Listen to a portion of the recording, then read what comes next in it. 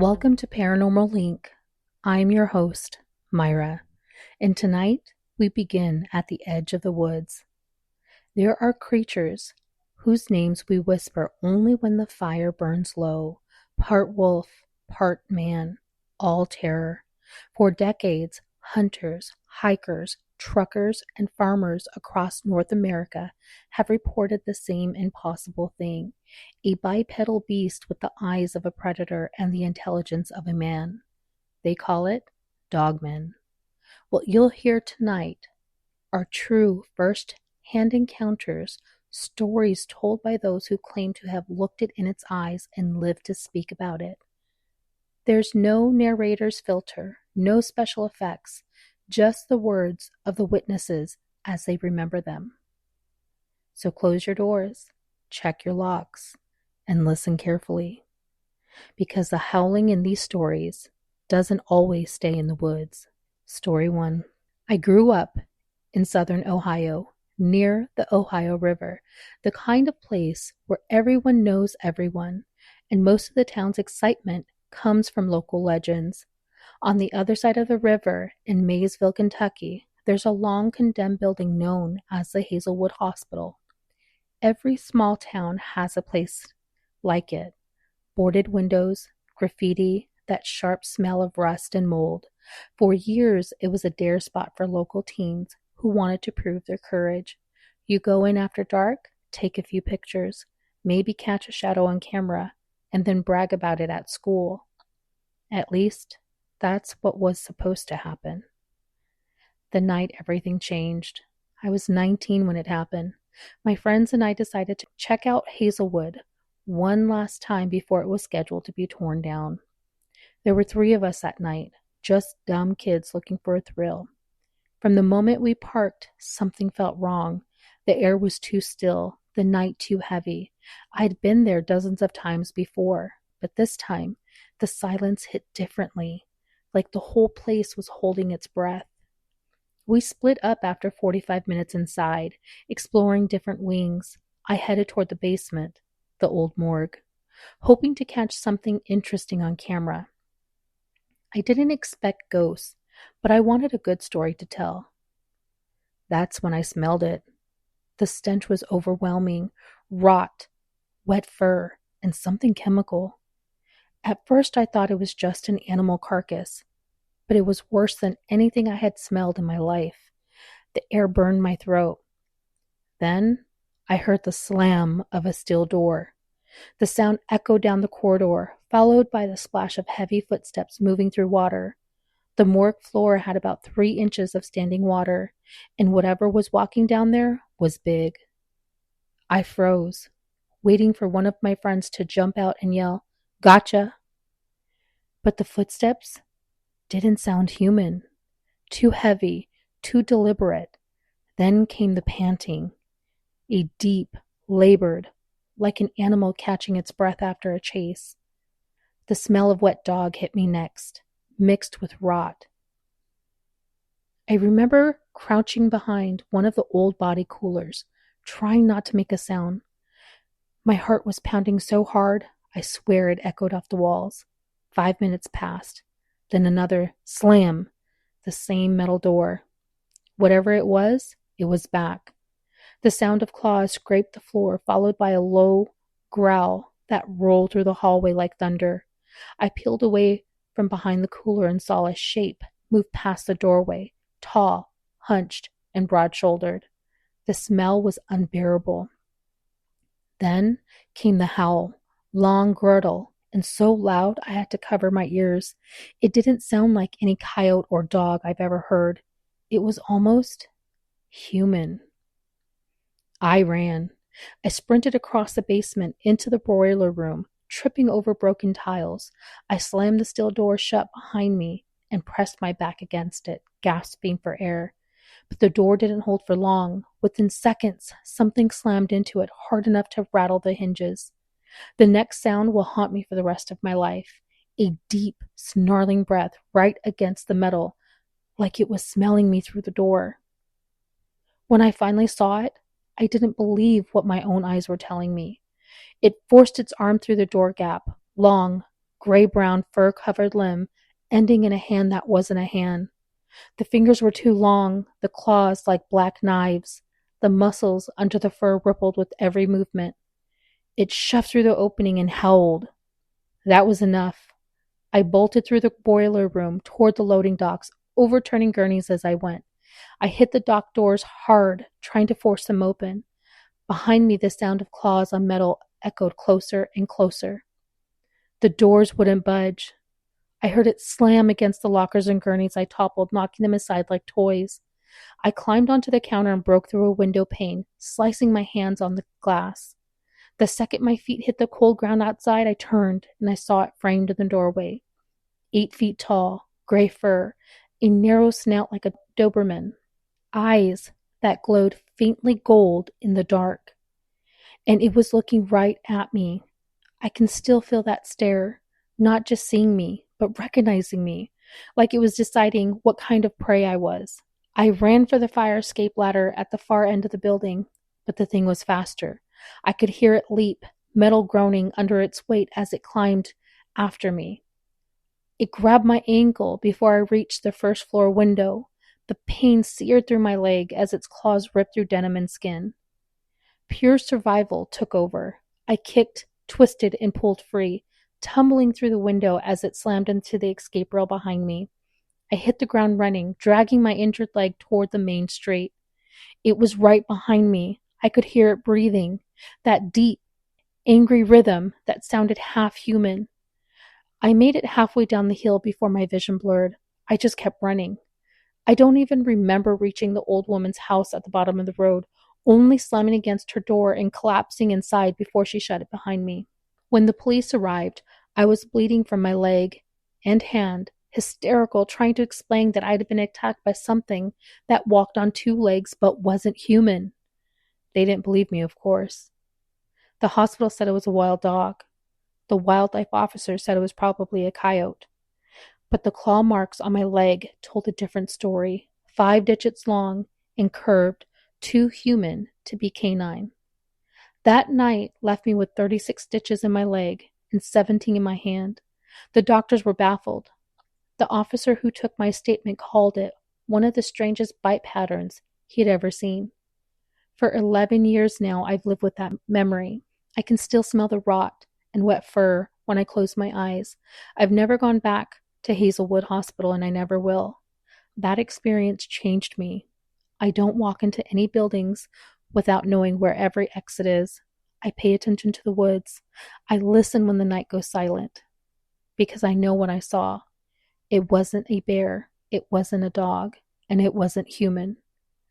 Whatever stalked me that night, I know in my bones, was the Dogman. Story 2. A strange night on the Oregon coast. I've always considered myself a rational person. I don't chase conspiracy theories, and I've never been one to see monsters in the dark. But a few nights ago, something happened on the Oregon coast that I can't explain, and I can't shake. I live on the edge of a forest, close to the ocean, where thick pines back right up to quiet neighborhoods. It's peaceful, remote, enough to feel private, but not so rural that you expect anything out of the ordinary. That night around midnight, I woke up to a sharp pop of a mouse trap. I do humane catch and release, so I didn't want the poor thing to sit there all night panicking. I decided to drive it a few miles away to release it into the forest. Nothing unusual, until my stomach turned. Before I even started the car, my gut started twisting in knots. It wasn't nerves or nausea. It was deep, physical dread, as if something was wrong. The sensation was so intense it made me pause. I remember thinking, what's happening? Why do I feel like I'm in danger? I brushed it off and started down my street with the mouse cage beside me. I had gone less than a block when I slammed on the brakes. Something massive stood on the side of the road. At first I thought it was the tallest dog I'd ever seen. But as my headlights hit it, my brain screamed that what I was seeing wasn't normal. Its silhouette, pitch black against the trees, darker than the night itself, moving slowly, it stepped out into the light and crossed the road directly in front of me. It wasn't running. It wasn't panic. It was deliberate. Whatever it was at least 4 times the size of a normal wolf, but thinner, almost lanky. Its spine arched high, like a human hunched over on all fours. Its head was distinctively canine, long and angular, with fur so black it swallowed the light. I could see the muscles in its back and legs shift as it moved. The limbs were too long, like a person imitating a dog's walk. It was horrifying and surreal, and I froze completely. The first thing my mind compared it to was Professor Lupin's werewolf from Harry Potter and the Prisoner of Azkaban. That's how it looked, a humanoid wolf with elongated limbs and a terrible, unnatural grace. It moved fluidly across the road, each motion too intelligent for an animal. Then it turned its head towards me. Even before it looked at me, I could feel it. The energy around it was heavy, dark, oppressive. It was more than fear. It was like standing in the presence of something that didn't belong in our world. My skin prickled and a deep instinctive panic flooded my body. The creature stopped for just a moment in the beam of my headlights, and I swear it knew I was there. It was watching me think. I never felt that kind of terror. I didn't wait to see what it would do. I hit the gas and drove past it, trying not to look in the rearview mirror. As I passed, I glanced left and saw it standing by a bush, watching me, upright now, on 2 legs. By the time I pulled into my driveway, I was shaking. I jumped out, slammed the garage door shut, and just stood there in silence, waiting to hear if it had followed me. Nothing. When I finally caught my breath, I told myself I must have imagined it. But deep down, I knew that wasn't true. The next morning, curiosity got the better of me. I searched online for Dogman sightings in Oregon and found story after story describing what I had seen, the size, the movement, the glowing eyes, even that feeling of dread beforehand. It was all there. What are the odds that so many people could describe the same creature so precisely, down to the shape of its head and the way it moves? I tried checking my security cameras the next day. Every single one had stopped working that night. The batteries were full, storage was clear, but yet, no footage. Since then, I've had other strange encounters. Something brushing the cameras, a shadow passing in front of the lens, faint tapping on the roof.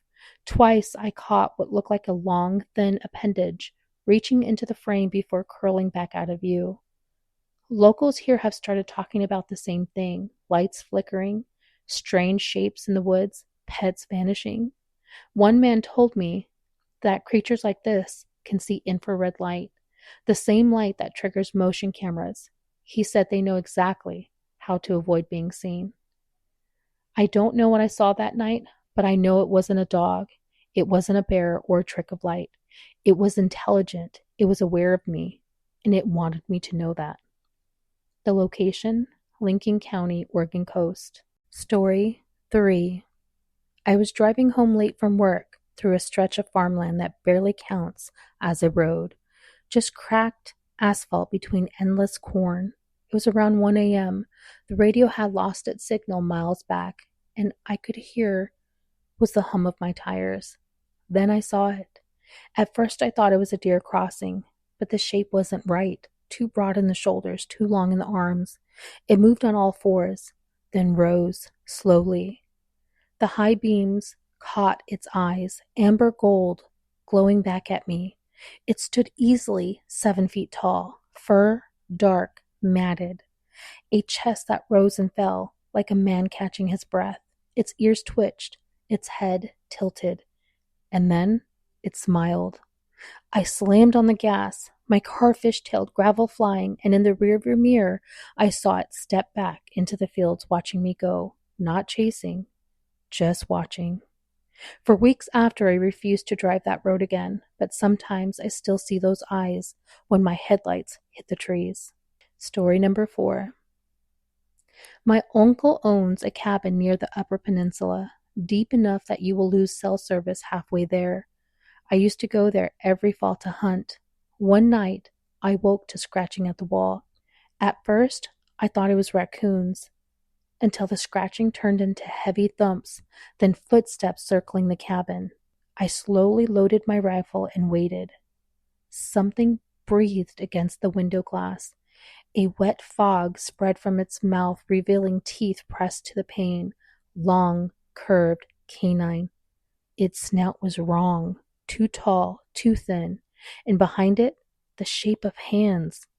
It tapped one claw against the window. Tap, tap, tap. Then I fired through the glass. The blast lit up the trees, and I swear I saw it standing upright, muscular, covered in black fur, shoulders broad as a doorway. The next morning, I found tracks, not paws, not boots, something in between, and blood, my blood, a thin line from where the glass had cut me, running out the door to the trail. Whatever it was, it wanted in, and it wanted me awake to know it. Story number 5. This is coming from northern Michigan. A hunter returns to his truck after sunset. The woods behind him fall silent. No crickets, no wind, just a low rumble like something breathing. He turns and sees eyes at head height, gleaming amber through the branches. He raises his rifle light, and there it is. 7 feet tall, black fur, a snout like a wolf, but hands ending in fingers. It takes one step forward and stops. Another and stops, like it's toying with him. He fires once into the air. It doesn't flinch. He fires again, and it vanishes. Not runs, just gone.